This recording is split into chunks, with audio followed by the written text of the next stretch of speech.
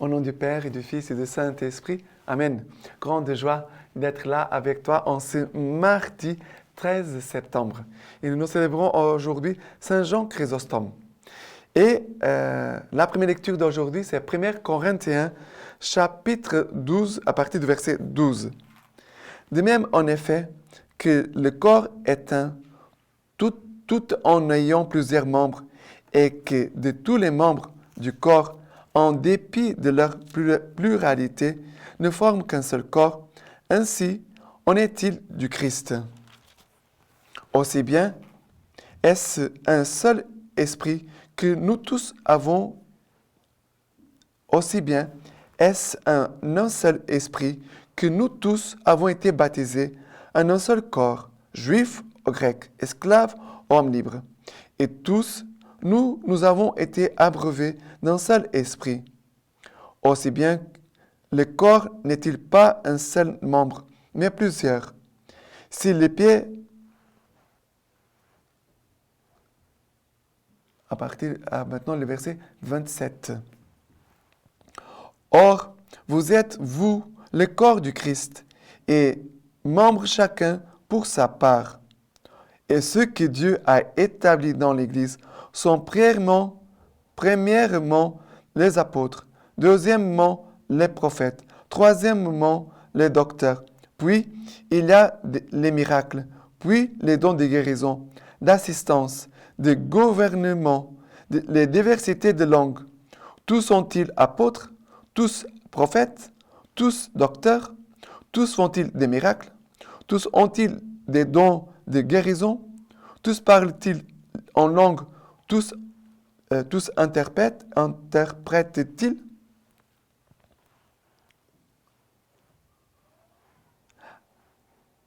Aspirez au don supérieur.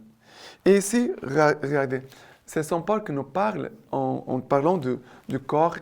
Il a encore plusieurs membres. Ils ne sont pas tous pareils, ils sont différents. Et chacun a une capacité. L'œil voit, la bouche parle. Mais dans l'Église, c'est la même chose.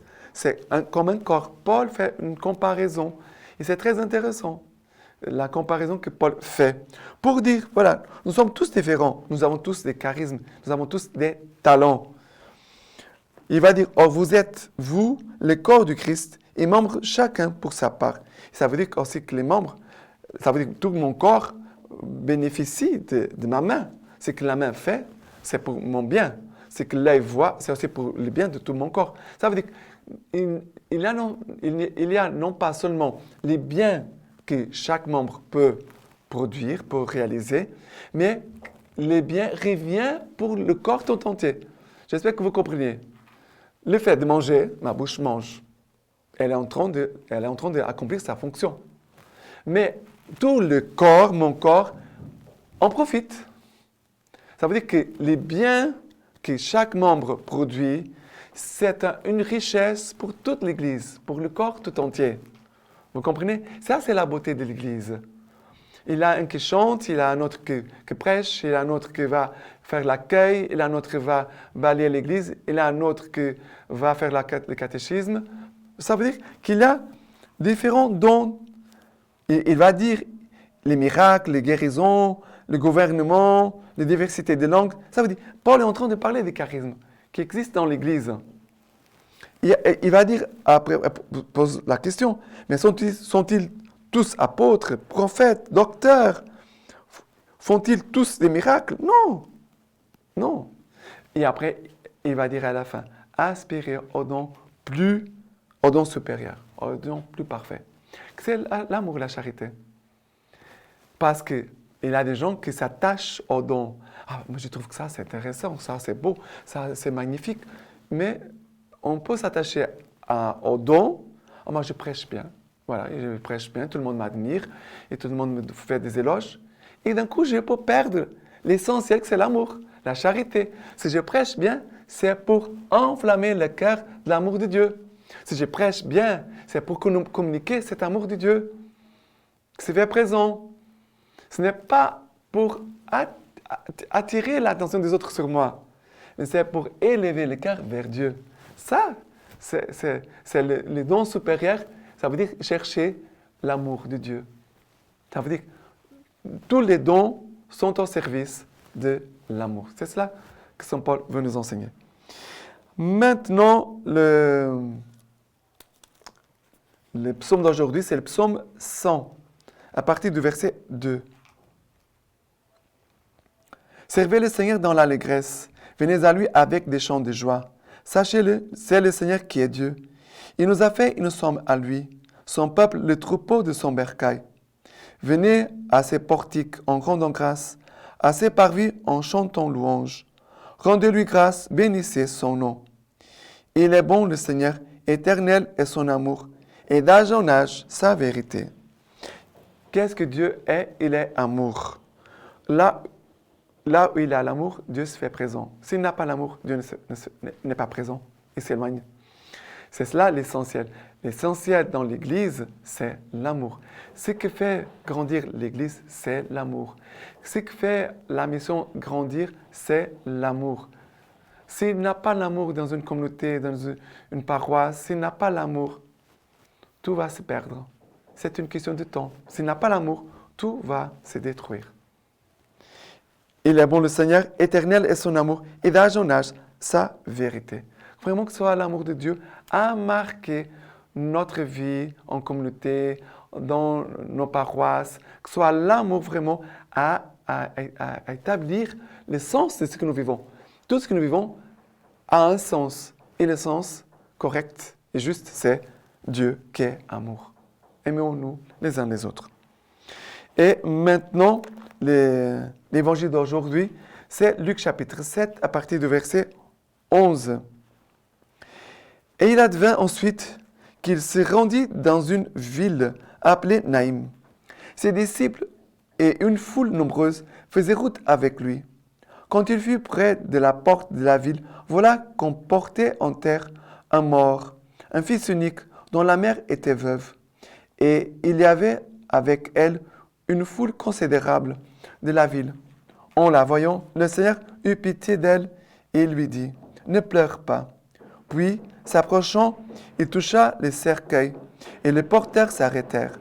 Et il dit, « Jeune homme, je te l'ai dit, lève-toi. » Et le mort se dressa sur son séant et se mit à parler.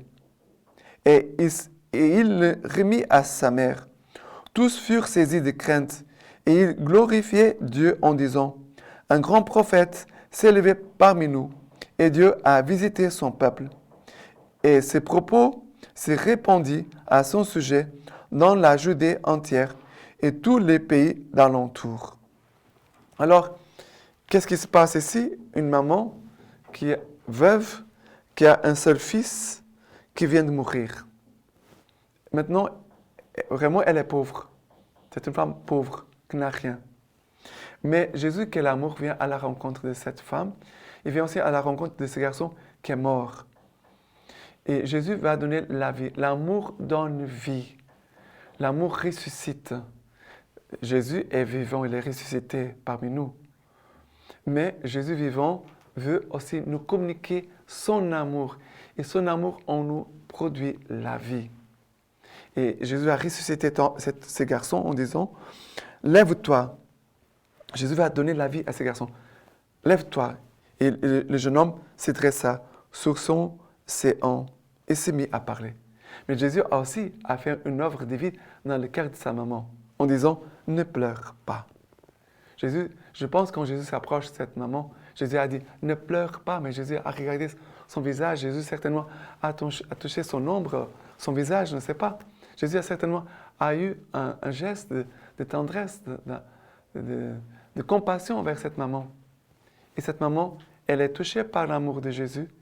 Et aussi, ce garçon va être ressuscité par l'amour de Jésus. Aujourd'hui, la lecture patristique, nous célébrons Saint Jean Chrysostome.